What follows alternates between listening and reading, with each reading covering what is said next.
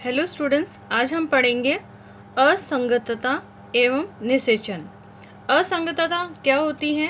असंगतता का मतलब है नर एवं मादा युग्मकों के बीच के मध्य निषेचन में विफलता को हम बोलते हैं असंगतता या अनिषेचता। ये दो प्रकार की होती है, अंतराजातीय और अंतर्जातीय। अब देखिए, यहाँ पर विशेष ये है कि नर और मादा युग्मक दोनों ही सक्षम होते हैं, लेकिन इनमें क्या होता है, कई बार इनके मध्य निषेचन नहीं हो पाता। इस प्रकार के जो नर और मादा युग्मकों के मध्य जब निषेचन विफल होता है या नहीं हो पाता, उसको बोलते हैं असंगतता। और ये दो प्रकार का है, अंतराजातीय और अंतर्जातीय। अंतराजातीय में जब असंगतता एक ही वंश की विभिन्न जातियों के मध्य होती है, तब इसे अंतराजातीय अनिषेचता कहते हैं। अब देखिए, इसमें क्या है, एक ही वंश है लेकिन उनकी विभिन्न जातियों के मध्य होता है, अगर उनमें नहीं हो पा रहा है। यहाँ देखिए, जैसे ब्रैसिका कैम्पेट्रस और ब्रैसिका रैपा, ये दोनों कौन से, एक ही वंश के, ब्रैसिका, लेकिन इनकी क्या है, जातियाँ विभिन्न है। इनके बीच में अगर निषेचन नहीं होता है तो इसको हम क्या बोलते हैं, अंतरजातीय अनिषेचता। दूसरा है अंतरजातीय अनिषेचता। जब असंगतता एक ही जाति के सदस्यों के बीच होती है तो उसे अंतरजातीय अनिषेचता कहते हैं।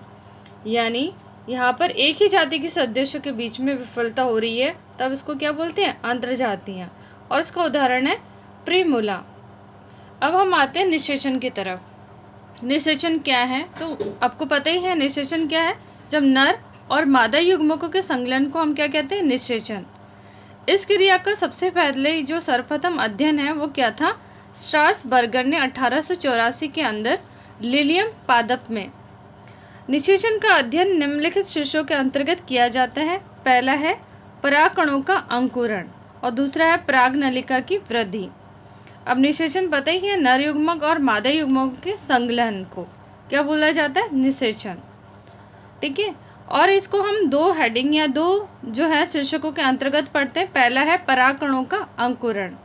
तो आपको पता है परागकणों का अंकुरण, तो परागकणों का अंकुरण, तो परागण की क्रिया द्वारा परागकण वर्तिकाग्र पर पहुंच जाते हैं। अब देखिए, परागकण जो है वो किसके द्वारा, परागण के द्वारा, है ना। परागण के द्वारा वो हो सकता है जल द्वारा, हो सकता है वायु द्वारा, हो सकता है किसी कीट द्वारा, हो सकता है पक्षी द्वारा, हो सकता है विभिन्न माध्यमों के द्वारा। वो कहाँ पर पहुंचता है, वर्तिकाग्र पर, वहां पर जहां पर उसका अंकुरण प्रारंभ होता है। और वर्तिकाग्र की सतह पर उपस्थित विभिन्न स्राव, जिनमें वसा, शकरा, रेजन आदि उपस्थित होते हैं, परागनलिका अंकुरण के लिए उपयुक्त माध्यम प्रदान करते हैं। अब ये जो वर्तिकाग्र होती है उसके ऊपर टॉप पे क्या होते हैं, वसा, रेजन, शकरा और रेजन होते हैं। और ये बहुत सहायक होते हैं जो परागकण होते हैं उनके अंकुरण के लिए। कुछ कुछ वर्तिकाग्र की जो सतह होती है उस पर कुछ रोम पाए जाते हैं, यानी रोमेल होती है। बाद में जाकर जब परागकण उस पर बैठ जाते हैं या चिपक जाते हैं, उसके बाद वो रोम समाप्त हो जाते हैं या विलुप्त हो जाते हैं। अब है परागकण के वर्तिकाग्र पे पहुंचने के पश्चात इनके अंकुरण में लगने वाले समय को अंकुरण काल कहलाता है। परागकण वर्तिकाग्र से शकरा आदि का अवशोषण करके फूल जाते हैं और इनके जनन छिद्र के अंशचूल परागनलिका के रूप में निकलकर वर्तिकाग्र में प्रवेश करते हैं। अब ये जो परागकण है वो क्या होते हैं, वहाँ से जो भी पोषण है, हमने कहा अभी वहाँ पे क्या होता है, शकरा, रेजन और वसा है, उनका अवशोषण करते हैं और वो फूल जाते हैं। और उनमें जो परागनलिका, जो परागकण होते हैं, उनमें जो है जनन छिद्र होते हैं, उसकी अंतचूल में से क्या निकलती है, परागनलिका, और वो कहाँ प्रवेश कर जाती है, वर्तिकाग्र में।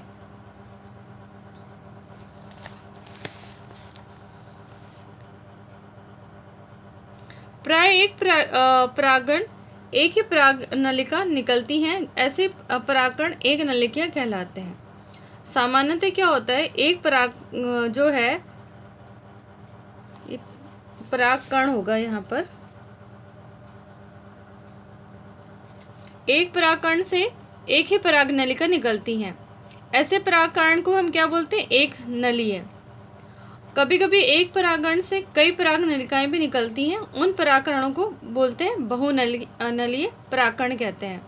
और उदाहरण है कुकुरबिटेसी और मालवेसी। लेकिन ध्यान रखिए, सक्रिय सिर्फ अंतिम में एक ही रहेगी, अंतरूप में एक ही पराग नलिका क्रियाशील रहती है। इसको एक बार हम लोग डायग्राम से भी समझ लेते हैं।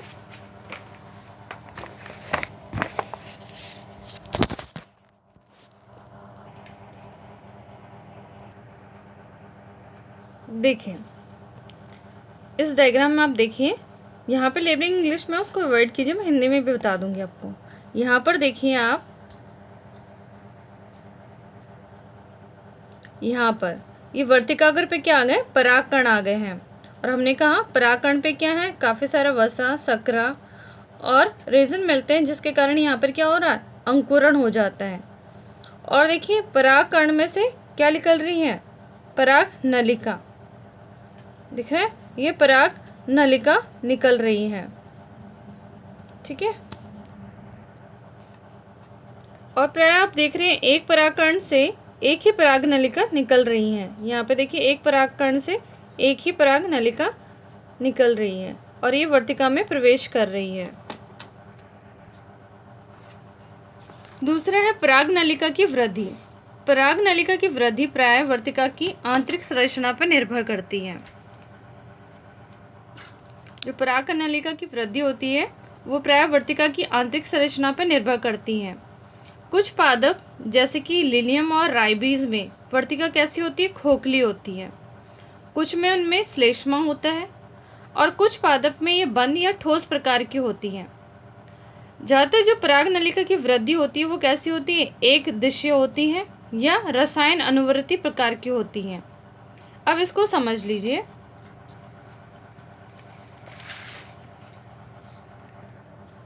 यहाँ देखिए, अभी हमने देखा एक परागकण से एक पराग नलिका निकल रही है, लेकिन मैंने कहा मुख्य रूप से ये जो वर्तिका है वो कैसी हो सकती है? खोखली हो सकती है, ठोस हो सकती है या श्लेष्मा युक्त होता है। अगर श्लेष्मा युक्त है तो इस पराग नलिका की वृद्धि में सहायक होती है।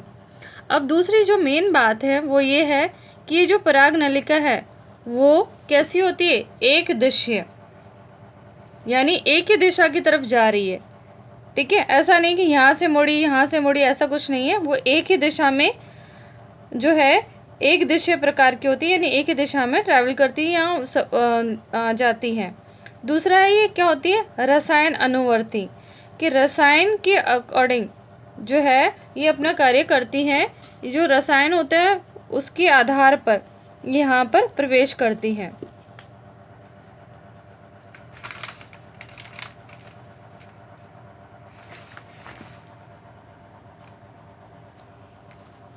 अब हम पढ़ेंगे पराग नलिका का बीजांड में प्रवेश। जो पराग नलिका होता है उसमें बीजांड में प्रवेश कैसे होता है वो देखेंगे। अभी तक हमने पढ़ा क्या कि निषेचन किस प्रकार का होता है, निषेचन किस प्रकार से हुआ। तो हमने देखा पहले क्या हुआ? परागकणों का अंकुरण हुआ और दूसरा पराग नलिका की वृद्धि।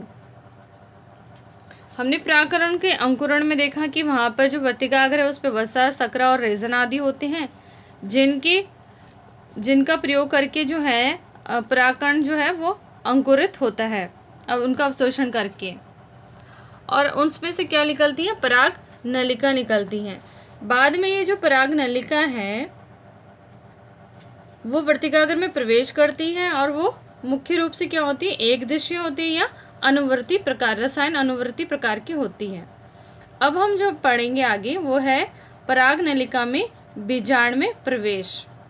तो पहला है बीजांड द्वारी प्रवेश। अब बीजांड द्वारी प्रवेश में क्या होता है? जब पराग नलिका बीजांड में बीजांड द्वार से होकर प्रवेश करती है तो इसे क्या कहते हैं? पराग नलिका या बीजांड द्वारी प्रवेश कहते हैं। और ये अधिकांश जो है पादप में पाया जाता है। एक बार इसे हम डायग्राम से भी समझते हैं। तो देखिए यहाँ पर ये जो पराग नलिका है, अभी हमने यहाँ पर डायग्राम में देखा ना, यहाँ से पराग नलिका गई और यहाँ पर बीजांड में प्रवेश कर रही है। दिख रहा है?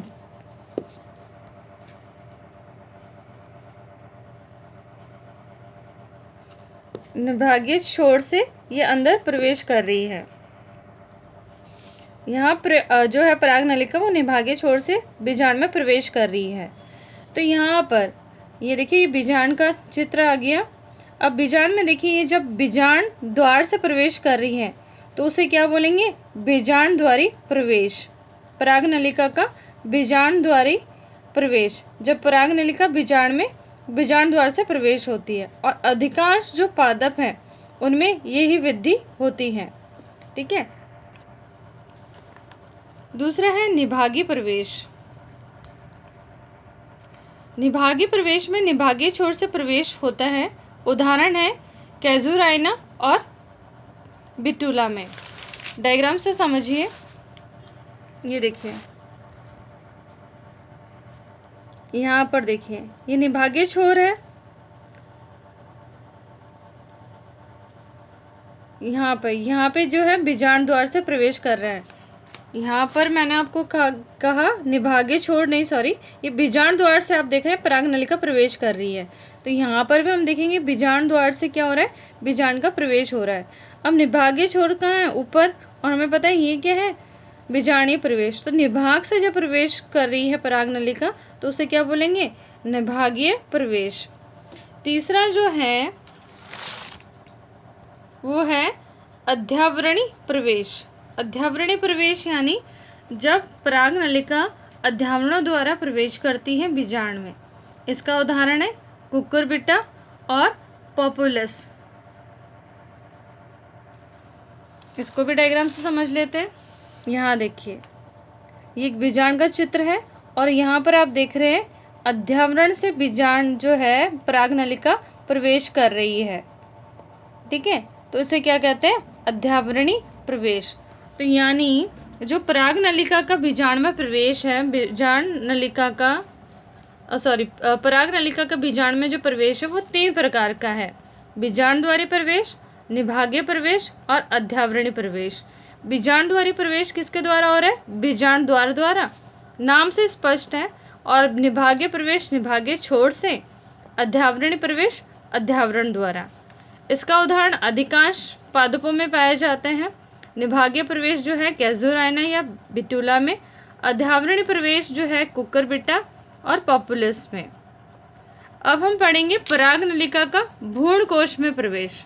ये तो हो गया कि हाँ परागनलिका जो है एंटर कर गई, लेकिन ये जो भ्रूण कोश है इसमें कैसे एंटर होती है वो हम देखेंगे। अभी तक तो सिर्फ ये यहाँ पर बीजांड में प्रवेश किया है इसने, लेकिन ये जो अंदर वाला स्ट्रक्चर दिख रहा है आपको, ये वाला, कि इस बीजांड में किस प्रकार से ये भ्रूण कोश में जो है, अभी तो हमने देखा बीजांड में कैसे प्रवेश किया, अब ये भ्रूण कोश में किस प्रकार से प्रवेश करती हैं उसको हम अध्ययन करेंगे। तो अब हम पढ़ेंगे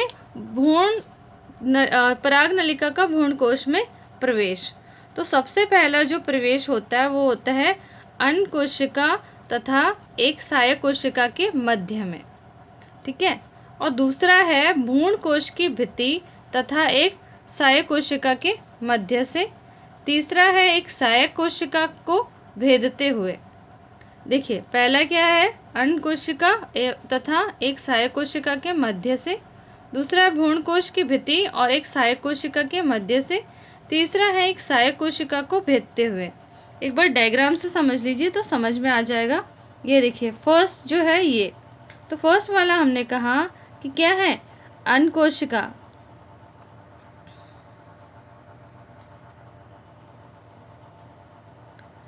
फर्स्ट वाला जो है अंड कोशिका और सहायक कोशिका के बीच में। तो यहाँ पर इसमें उल्टा बना रखा है। जो हमने अगर पढ़ा है तो यहाँ पर इन्होंने अगर इस तरफ अगर इन्होंने बताया है अंड समुच्चय को। अंड समुच्चय में यहाँ पर देखिए एक है अंड कोशिका और दूसरी जो है क्या है? सहायक कोशिका। अब देखिए जो एक सेल है यानी अंड कोशिका और सहायक कोशिका के मध्य में से यहाँ प्रवेश कर रहा है। ठीक है, दूसरा है भ्रूण कोश की भित्ति और एक सहायक कोशिका के बीच में। तो यहाँ पर भी इन्होंने, यहाँ देखिए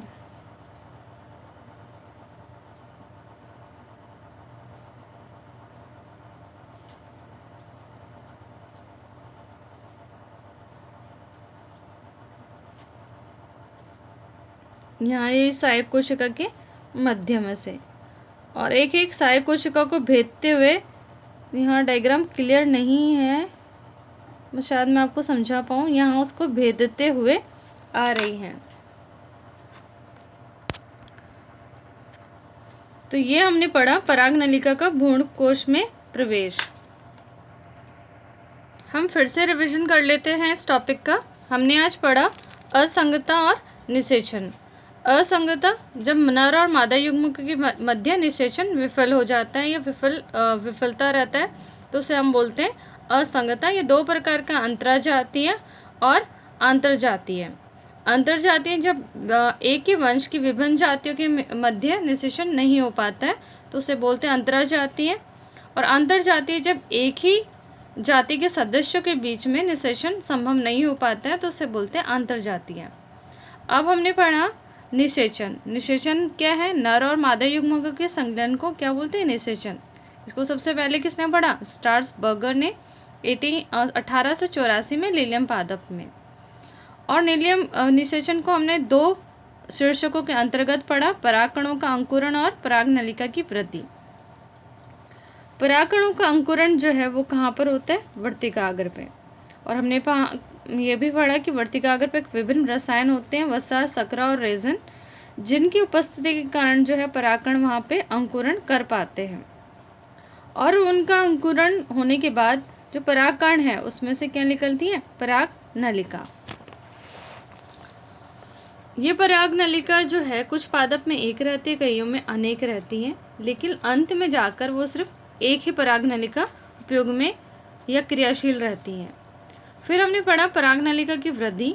तो पराग नलिका की वृद्धि जो है वो वर्तिका की आंतरिक संरचना पर निर्भर करती है, और ये संरचना कई बार खोखली हो सकती है, श्लेष्मा युक्त हो सकती है, या बंद या ठोस प्रकार की होती है। लेकिन प्राय जो पराग नलिका की वृद्धि है वो कैसी होती है? एक दिशा हो सकती है और दूसरी है रसायन अनुवृत्ति प्रकार की होती है। पराग नलिका में फिर मुख्य जो हमने पढ़ा, पराग नलिका में बीजांड में प्रवेश। तो बीजांड में कैसे प्रवेश करते हैं तो हमने देखा तीनों तरह से, एक बीजांड द्वारी प्रवेश, दूसरा निभागीय प्रवेश और तीसरा अध्यावरणी प्रवेश।